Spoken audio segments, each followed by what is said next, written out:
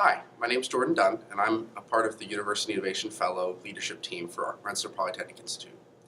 For our problem, we decided that we were going to tackle trying to get 24-hour access space for students working on projects on campus.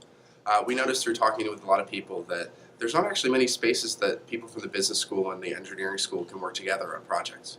This is really hard because we'd like to kind of develop a culture of entrepreneurialism. But if we don't have space for them to work together, we're never going to be able to get sustained teams to be able to build projects.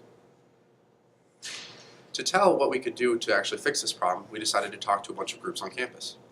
We first found out a bunch of student clubs that do projects commonly throughout the course of the year.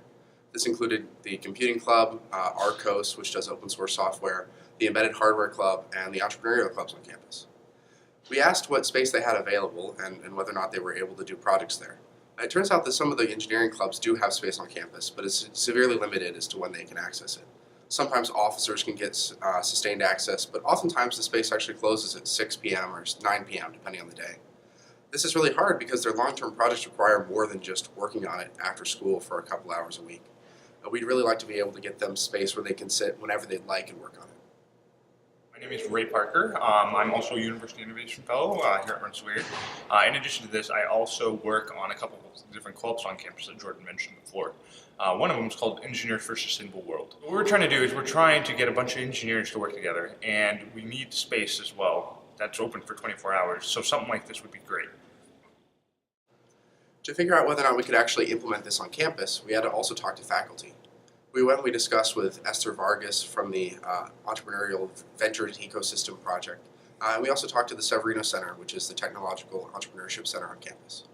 We asked if any spaces were currently under renovation and whether or not we could use some of them for getting space on campus for projects. It turns out that there are a couple of different projects that we have open to us. Ricketts Building, which is an old chemical engineering building on campus, is being renovated. And we also have space in the library and space in the J building that are also being discussed as possible sources of new space for students. One of the difficult projects is that a lot of this space would still be restricted hour-wise. We have different space in the library that closes at 9 p.m. The Ricketts building would require supervision, and the J building has had supervision in the past. But we think through discussing and working with Esther Vargas and with Jason Kruzovich, we could find a way to get this space opened up so students could work on their projects, either with supervision or without, throughout the course of the week. We think this is a really interesting project, and that's where we'll focus our time in the next couple of weeks.